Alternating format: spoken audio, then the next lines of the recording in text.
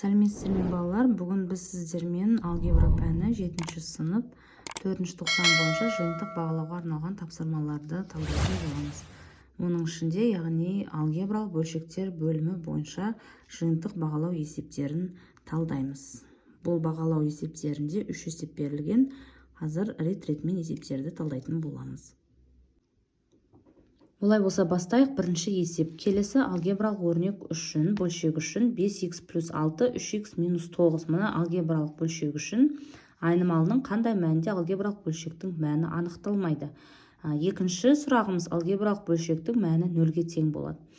Алгебралық бөлшектің мәні анықталмайтындай қалай шығарамыз? Қандай мәнде анықталмайтын? Себебі бөлшектің бөлімі 0-ге тең болмау керек. Сондай жағдайда мәні анықталмайды. Неге? Себебі кез келген санды алымына қойып, алымын 0-ге бөлетін болсақ, яғни санды 0-ге бөлуге болмайды. Математикада білесіздер, әлі анықталмаған. Сондықтан да мәні болмайды. Ал алгебралық бөлшектің мәні 0-ге тең болады. Демек, біз x-тің орнына қандай сан қойсақ, біздің алгебралық өрнегіміздің алымы 0-ге айналады. Яғни 0-ді санға бөлуге болады ғой, сол санды біз табуымыз керек. Демек, бірінші А жағдайында бөлшектің бөлімін 0-ге теңестіріп, x-тің мәнін табамыз. 3х 9-ымыз біздің оң жақтың теңдіктің оң жағына теріс амалмен айналып өтеді. X-ті табу үшін 9-ды 3-ке бөлсек, x-іміз тең болады 3-ке. Демек, енді 3-ті бөлшектің бөліміне апарып тексеріп көретін болсақ, 3-дегі 3-ім 9, 9-дан 9-ды алсақ, шығады бізде 0. Алымында қандай да бір сан тұр деп елестетейік. Бөлшектің бөлімі 0-ге тең болып кетті, санды 0-ге айналдыруға болмайды ғой. Сондықтан да бөлшектің мәні анықталмайды. Қандай мәнінде, яғни x-тің 3 деген мәнінде бөлшектің мәні анықталмайды. Бұл жағдайында алгебралық бөлшектің мәні 0-ге тең болады. Демек, 5х бөлшектің алымын 0-ге теңестіріп, бұл жерде де түбірін тауып аламыз. 5х тең 6-ны теріс таңбамен оң жағына өткіземіз, минус 6 болып өтеді. X-ті табу үшін минус 6-ны бөлеміз 5-ге. Ондық бөлшекке айналдырсаңыздар да болады, болмаса осы бөлшек түрінде қалдырсаңыздар да болады. Демек, тексеріп көрейік. 5 көбейтеміз. X-тің мына жерде x-тің орнына қоясыз. Минус 5-тен 6 плюс 6. 5 пен 5 қысқарып кетеді. Минус 6 қалады. Минус 6 плюс 6 ол дегеніміз бізде 0 ғой. Бөлшегіміздің алымы 0-ге тең болды. Бөлшектің алымында 0, бөлімінде қандай да бір сан тұр деп елестетейік.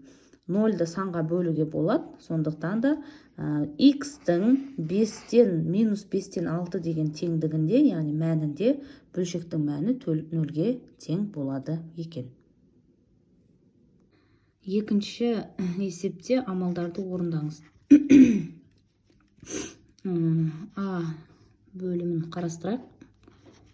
А квадрат плюс Б квадрат бөлімінде А квадрат минус Б квадрат минус Б бөлінген Б минус А минус Б бөлінген А плюс Б тең. Бөлшектерді қосу, азайту кезінде біз неге мән береміз? Бөлшектің бөліміне мән береміз. Бөлшектің бөлімдері егерде бірдей болатын болса, алымдармен жұмыс жасай берсек болады. Ал егерде әртүрлі болатын болса, онда бірдей ортақ көбейткішке, ортақ бөлімге келтіруіміз керек. Ол үшін А квадрат минус Б квадрат дегенді біз қысқаша көбейту формуласы бойынша жіктеп алайық. Ол қандай формула еді? Бізде екі айнымалының квадраттарының айырмасы деген формуламыз нені беретін еді? Екі жақ көбейткішке жіктейтіміз. Екі жақшаға біреуі минуспен, біреуі плюспен. Алымын сол күйінде жазып қояйын. Минус келесі бөлшегіміз. Енді бізде айнымалы әрдайым адан басталу керек. Негізі айнымалымыздың алгебралық өрнегіміз адан басталу керек. Солай енді болуы тиіс, және солай бізге есеп шығарған ыңғайлы. Сондықтан да А мен Б-ның орнын ауыстыратын болсақ, А-ның таңбасы қандай? Минус. Б-ның таңбасы плюс. Бірақ мына минусты жақшаның сыртына шығарып жергендіктен жақшаның іші Б болып сақталады. Себебі жақшаны ашатын болса, минус А, минус пен минус плюсті береді. Сондықтан Б өзінің қалыпты таңбасын сақтап қалады деп айтамыз. Келесі үшінші бөлшекті жазып қояйық. Енді салыстырам. Қандай өрнегім менің ортақ бөлшегім болып табылады. Демек, мына жерде минуспен, плюспен, мына жерде минусы да плюсы да бар. Демек, мына барлық бірінші бөлшегім, бірінші алгебралық өрнегім менің ортақ бөлгішім болып табылады. Осы бөлгішті, ортақ бөлгішті өз-өзіне бөлетін болсақ, бізде бірден береміз. А минус Б-ға бөлсек, А плюс Б-дан кетеді. Мына жерге А минус Б-дан кетеді. Еді көбейтіп шығады, бірге көбейтіп шығатымсақ, А квадрат плюс Б квадрат, мына жерде өз орнын сақтайды. Мына минус пен минус бізде плюсті береді. Сонда А-ны Б-ға көбейтсек, плюс АБ, и Б-ны Б-ға көбейтсек, плюс Б квадрат болады.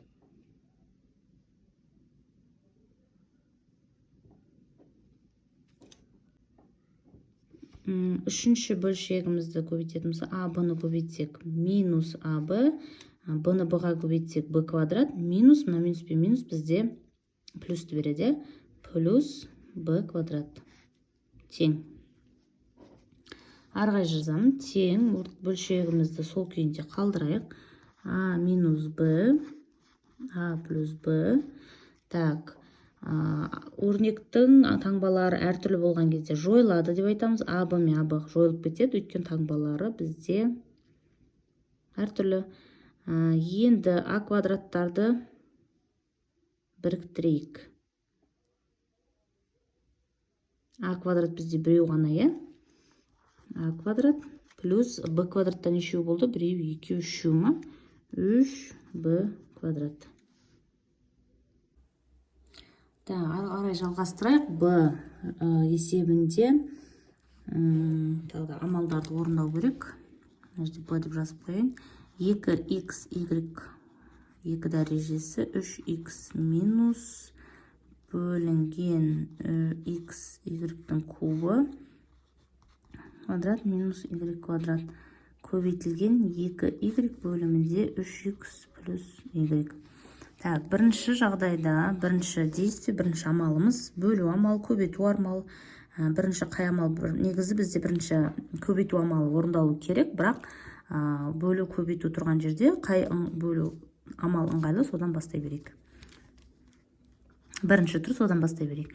2х y квадрате 3х минус y бөлуді ортақ бөлшекті бөлшекке бөлу кезінде бірінші амалымыз, бірінші бөлшегіміз өз күйінде жазылып, екінші бөлшегіміздің орнын ауыстырамыз, яғни кері айналдырамыз. Ал 9х квадратты біз екі жақшаға жүктеуімізге болады ғой. 9 деген ол қай санның квадраты? 3-тің, х квадрат деген ол х-тің квадраты, y деген ол y-тің квадраты. Тағы да қысқаша көбейту формуласы бойынша екі жақшаға жүктейміз, өйткені 3х-ті 3х-ға көбейтсек 9х квадрат, минусты плюске көбейтсек минус, y-ге көбейтсек y квадрат. Так, бөлімінде x, y куб. Көбейту кезде өте ыңғайлы, бөлшектің алым мен бөлімін қысқартуға болады. 3х минус y, 3х минус y деген целый бізде мына жақша қысқарып кетеді. X пен X қысқарып кетеді, Y-тің 2 дәрежесі мен Y-тің кубы қысқарып кетеді.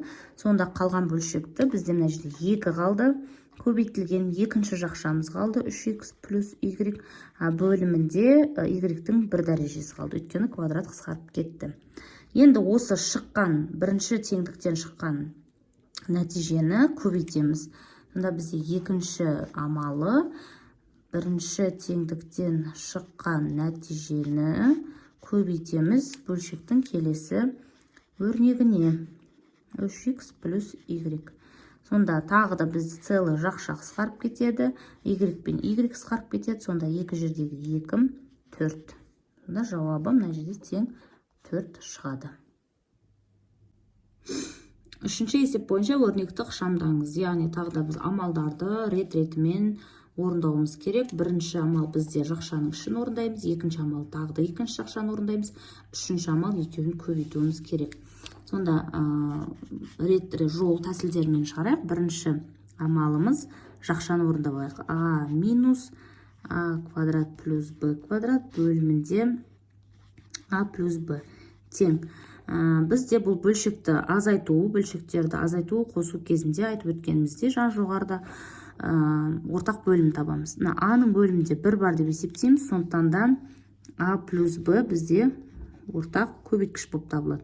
А плюс Б-ны 1-ге бөлсек, А плюс 1 болады. Ал А плюс Б-ны А плюс Б-ға бөлсек 1 болады. Демек, енді тоқтауыш көбейткіштерді бір-біріне көбейту ғана қалды. А-ны А-ға көбейтсек А квадрат, А-ны Б-ға көбейтсек плюс АБ. Минус бөлшектің алдында минус тұр, сондықтан да ол минус барлық көбейткіштің таңбаларын өзгертеді. А квадратты 1-ге көбейтсек А квадрат минус А квадрат, Б-ның квадратты 1-ге көбейтсек Б квадрат, тұрғын минус пен минус Б квадрат болады. Тең. Енді А квадрат пен А квадрат жойылып кетеді, өйткені таңбалары әртүрлі. А плюс Б минус Б квадрат қалды. Бөлімінде А плюс Б. Ары қарай бұны тағы да шығаруымызға болады. Бөлшектің алымында ортақ көбейткішті жақшаның сыртынан шығарайық. Екеуінде де бізде Б бар, жақшаның сыртынан шығарайық. Б-ны шығарсақ, А қалды, өйткені А Б-ның Б-сын алып кеттік, А қалды. Минус Б квадраттың 1 Б-сын алып кетсек, Б-ның өзі қалады. А плюс Б деп жақшасын, бөлшектің бөлімін өз күйінде жазып қояйық. Екінші амалымыз, екінші жақшаны шығарып алайық, одан кейін көбейтеміз. Екінші жақшада бізде 1 бөлінген Б плюс 2 бөлінген А минус Б деген бөлшек тұр екен. Демек, бұл да бізде бөлшектің бөлімдері әртүрлі. Бір ортақ көбейткішті ортақ бөлімге келтіреміз. Б көбейтілген А минус Б бұл ортақ бөлімі болып табылады. Енді мына бөлшекті Б-ға бөлетін болсақ, не жетіспейді? Мына бірінші бөлшек пен екінші бөлшек салыстыратын болсақ, А минус Б жетіспейді. Ал А минус Б мен мына бөлшек салыстыратын болсақ, не жетіспейді? Жақшаның алдында тұрған Б жетіспейді. Соны тоқтауыш көбейткіш ретінде жоғарғы жағына толықтырып қоямын. А-ны 1-ға көбейтсек А, Б-ны 1-ге көбейтсек Б, 2-ні Б-ға көбейтсек плюс 2Б. Ары қарай өрнекті құшамдайық, яғни ұқсас көбейткіштерді, ұқсас өрнектерді біріктіруімізге болады. А бізде өзі жалғыз, өзін жазып қоям. Мына жерде 1Б, мына жерде 2Б. 2Б-дан 1Б-ны алсақ, 1Б қалады.